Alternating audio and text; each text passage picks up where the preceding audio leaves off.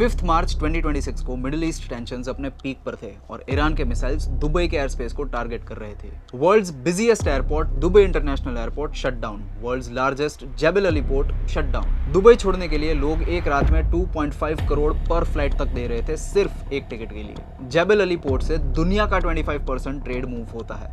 वो पोर्ट एक दिन बंद हुआ और 3 कॉन्टिनेंट्स की सप्लाई चेन हिल गई थी। एक ऐसा शहर जिसके पास ना कोई मैन्युफैक्चरिंग पावर थी ना कोई ऑयल रिफाइनरीज, वो $115 बिलियन के साथ दुनिया का 4th लार्जेस्ट फाइनेंशियल सेंटर बन गया, सिर्फ लॉजिस्टिक्स को इकोनॉमी की सेंटर बना के।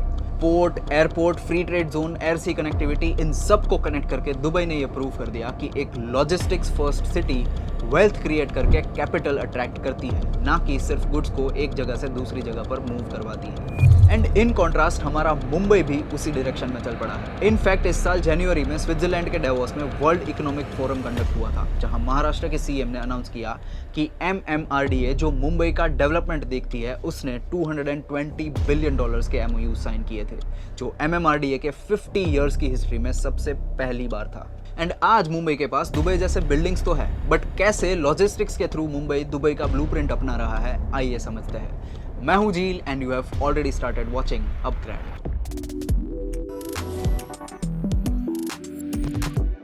Chapter 1 the forgotten giant. इसे समझने के लिए हमें थोड़ा पीछे जाना होगा। 19th सेंचुरी से मिड 20th सेंचुरी तक बॉम्बे नॉर्मल सिटीज में काउंट नहीं होता था। बॉम्बे की गिनती लंदन, न्यूयॉर्क, हांगकांग और शंघाई जैसे ग्लोबल ट्रेड और फाइनेंस सेंटर्स में होती थी। सुएज कैनाल से लेकर साउथ ईस्ट एशिया तक इंडियन ओशन का पूरा ट्रेड बॉम्बे से मैनेज होता था। एशिया का सबसे पुराना स्टॉक एक्सचेंज BSCB यहीं 1875 में बना था। एक वक्त था जब RBI लिटरली गल्फ कंट्रीज के मॉनेटरी सिस्टम्स चलाता था, क्योंकि कुवैत, कतर, ओमान, इन सब कंट्रीज में इंडियन रूपी लीगल टेंडर था। लेकिन फिर वक्त बदला। इंडिपेंडेंस के बाद इंडिया एक सोशलिस्ट इकोनॉमी बन गई, लाइसेंस राज आ गया और बॉम्बे की बड़ी बड़ी टेक्सटाइल मिल्स जो इंडिया की इंडस्ट्रियल बैकबोन थी, वो धीरे धीरे कोलैप्स हो गई। और जब पूरी दुनिया मॉडर्न शिपिंग और कंटेनराइजेशन की तरफ बढ़ रही थी, जिसके लिए बहुत डीप पोर्ट्स चाहिए होते हैं, तब बॉम्बे का पोर्ट पुराना लगने लगा था। सबसे बड़ी ट्रेजेडी ये हुई कि शहर का इंफ्रास्ट्रक्चर वहीं फ्रीज हो गया, लेकिन पॉपुलेशन बढ़ते गई। जो पॉपुलेशन 1950s में 30 लाख की थी, वो बढ़कर 2 करोड़ क्रॉस कर गई है। और ठीक उसी वक्त दुबई के पास एक ऐसी चीज थी जो बॉम्बे के पास नहीं थी: ब्लैंक स्लेट, एम्प्टी डेजर्ट और ऑयल का पैसा। यहाँ एक कॉन्ट्रडिक्शन ये भी है कि आज दुबई की GDP रफली $115 बिलियन की है और मुंबई मेट्रोपॉलिटन रीजन MMR की $140 बिलियन की। दुबई फ्यूचरिस्टिक इसीलिए दिखता है क्योंकि उसे फ्यूचर के हिसाब से कंप्लीटली नया बनाया गया था, और मुंबई पुराना लगता है क्योंकि यहाँ किसी ने उसको अपडेट ही नहीं किया था। जबकि मुंबई अकेले आज भी इंडिया की GDP का 6.2%, इंडस्ट्रियल प्रोडक्शन का 25% और मैरीटाइम ट्रेड का 70% जनरेट करता है। ये शहर कभी रुका ही नहीं था, सिर्फ इसकी सड़कें और पोर्ट्स छोटे पड़ गए थे, और अब उस 50 ईयर्स के गैप को एक साथ फिल किया जा रहा है। Chapter 2 Mumbai's mega makeover. किसी और सिटी में अगर एक फ्लाईओवर भी बनता है तो वो वहां 5-6 सालों में होने वाला एक बड़ा इवेंट होता है, बट मुंबई आज इतने मेगा प्रोजेक्ट्स बना रहा है कि वो उसको एक कंप्लीट मेकओवर दे रहे हैं। सबसे पहले है 22 किलोमीटर्स का इंडिया का सबसे लंबा सी ब्रिज अटल सेतु, जो 17,000 करोड़ का बना है, जिसने साउथ मुंबई और नवी मुंबई के बीच के ट्रैवल टाइम को 90 मिनट्स से कम करके सिर्फ 20 मिनट्स कर दिया है। एक ब्रिज ने लिटरली एक डिवाइडेड शहर को ओशन के ऊपर से कनेक्ट कर दिया है। फिर आता है कोस्टल रोड, इंडिया का पहला अंडर सी ट्विन टनल। 30 किलोमीटर्स का ये मोटरवे भी मरीन ड्राइव से दहीसर तक के ट्रैवल टाइम को 90 मिनट्स से ऑलमोस्ट 25 मिनट्स कर देता है।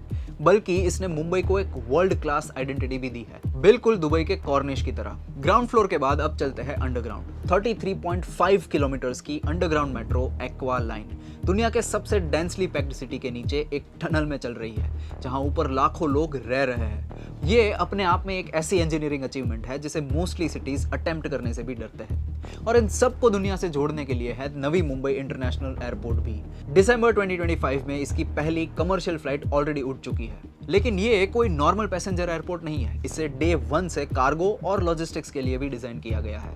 3.25 million metric tons cargo capacity और फुल्ली ऑटोमेटेड टर्मिनल्स वाले इस एयरपोर्ट में रोबोट्स सारा कार्गो सॉर्टिंग करते हैं। सी ब्रिज, अंडर सी टनल, अंडरग्राउंड मेट्रो, नया एयरपोर्ट और इसके अलावा दुनिया का सबसे बड़ा टनल बोरिंग मशीन नायक, जो पहाड़ों के नीचे से रास्ता बना रहा है वो भी आज काम कर रहा है और धारावी जैसी जगह को लोअर बीकेसी में ट्रांसफॉर्म कर रहा है। ये सब 10-10 सालों में नहीं बल्कि एक ही सिटी में एक ही टाइम पे और एक साथ हो रहा है, जो एक इंडियन सिटी के लिए बहुत बड़ी अचीवमेंट है। Chapter 3 the blueprint. Now comes the important part. ये फ्लैशी ब्रिजेस और मेट्रोज आम लोगों के लिए है, लेकिन ग्लोबली बिलियनर्स इन ब्रिजेस के लिए अपना पैसा नहीं लगा रहे, वो पैसा लगा रहा है मुंबई के दुबई मॉडल पर। दुबई आखिर ग्लोबल हब कैसे बना? बुर्ज खलीफा या द पाम बनाकर नहीं।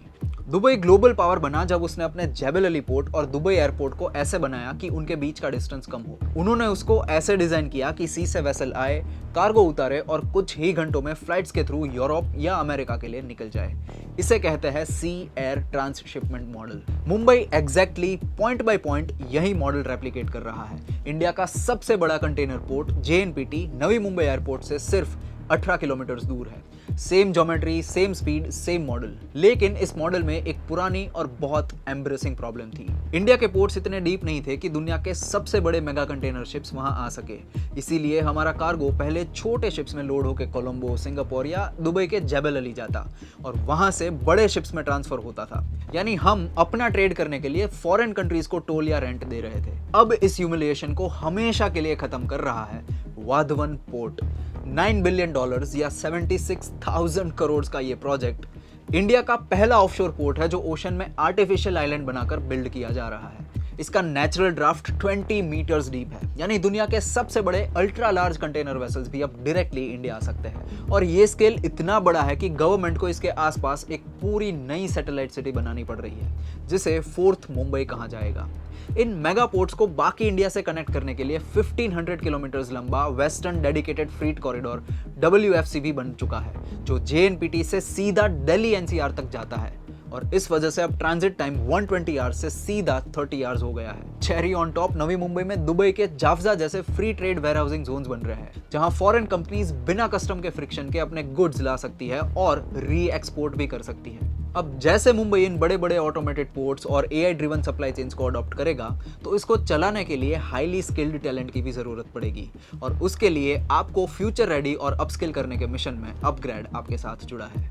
चैप्टर 4 द $1.5 ट्रिलियन गोल। जब भी ये कंपैरिजंस होता है तो लोग कमेंट्स में आकर लिखते हैं कि मुंबई बहुत केओटिक है, कंस्ट्रक्शन इतना स्लो क्यों है, दुबई तो बहुत फास्ट डेवलप हो रहा है। वेल, इसके पीछे सच्चाई है कि दुबई को बनाना इजी था। मतलब सीरियसली, उनके पास चीट कोड्स थे, जैसे एम्प्टी डेजर्ट था जहां वो जो चाहे वो ड्रॉ कर सकते थे। ऑयल का अनलिमिटेड पैसा था। एक सिंगल चेन ऑफ कमांड था जहां जो भी डिसीजन लिया जाता उस पर काम स्टार्ट हो जाता। ना लैंड एक्विजिशन का लंबा प्रोसेस था, ना कोर्ट्स थी, ना प्रोटेस्ट थे और ना ही कोई 100 साल पुरानी कॉलोनियल लाइन थी जिसे बचाकर काम करना पड़ता। मुंबई के पास इनमें से एक भी चीज नहीं थी। यहाँ इंजीनियर्स 2 करोड़ लोगों के लिविंग रूम के ठीक ऊपर या नीचे कंस्ट्रक्शन कर रहे थे। एशिया के सबसे कॉम्प्लेक्स लैंड ओनरशिप रूल्स है और इसके ऊपर हर साल आने वाला एक्सट्रीम मॉनसून, जिसके बीच में इंटरनल्स को वाटरप्रूफ भी करना होता है। हमारी डेमोक्रेटिक गवर्नेंस थोड़ी स्लो और मैसी जरूर होती है, लेकिन लेजिटिमेट होती है। जब नवी मुंबई एयरपोर्ट की पहली फ्लाइट चली थी तो वहां नेटवर्क इश्यूज आए थे और वो आने ही थे, क्योंकि वो एयरपोर्ट खाली जमीन पर नहीं बल्कि एक already existing highly complicated mega city के बीच जबरदस्ती फिट किया जा रहा था। धारावी का रीडेवलपमेंट कंट्रोवर्शियल इसीलिए है क्योंकि वहां रेत नहीं है, वहां 10 लाख लोग जनरेशन से रह रहे हैं, उन्हें प्रॉपर्ली रिहेबिलिटेट करना पड़ेगा। लेकिन एक चीज बताऊं, ये सारी प्रॉब्लम्स फेलियर्स नहीं है, ये प्रूफ है कि ये प्रोजेक्ट कितना एम्बिशियस है। दुबई ने अपनी कहानी एक डेजर्ट पे लिखी है, वो अच्छी बात है, लेकिन मुंबई अपनी कहानी एक 100 किलोमीटर की स्पीड पर चलती हुई लोकल ट्रेन में बैठकर लिख रही है, जिसमें 75 लाख लोग ऑलरेडी ट्रैवल कर रहे हैं और इंजन को बिना ट्रेन को रोके और बिना पैसेंजर्स को उतारे रिप्लेस करना है। That is harder और इसीलिए that is more impressive also। MMRDA का 2047 का टारगेट काफी क्लियर है कि मुंबई मेट्रोपॉलिटन रीजन की GDP को $1.5 ट्रिलियन तक ले जाना है। ये फिगर आज टोक्यो की इकोनॉमी के इक्वल है। पर कैपिटा इनकम का टारगेट $38,000 का है, यानी यहाँ के सिटीजन्स का लिविंग स्टैंडर्ड इटली और जापान के लेवल तक ले जाने का है। 100 साल पहले जिस बॉम्बे से पूरे गल्फ का पैसा और ट्रेड चलता था, आज उसी का सक्सेसर BKC में इंटरनेशनल फाइनेंशियल सर्विसेज सेंटर के फेस में बिल्ड हो रहा है। जस्ट लाइक दुबई और लंदन, ट्रेड रूट्स वही है, कनेक्शंस वही है, सिर्फ टाइम बदला है। मैं हूं झील और अगर आपको ये वीडियो पसंद आया है तो इस वीडियो को लाइक कीजिए और कमेंट्स में बताइए कि क्या आपको लगता है वाधवन पोर्ट इंडिया की इकोनॉमी का एक बड़ा गेम चेंजर बन सकता है। ऐसे और डीप डाइव्स के लिए सब्सक्राइब कीजिए अपग्रेड को। Till then stay curious.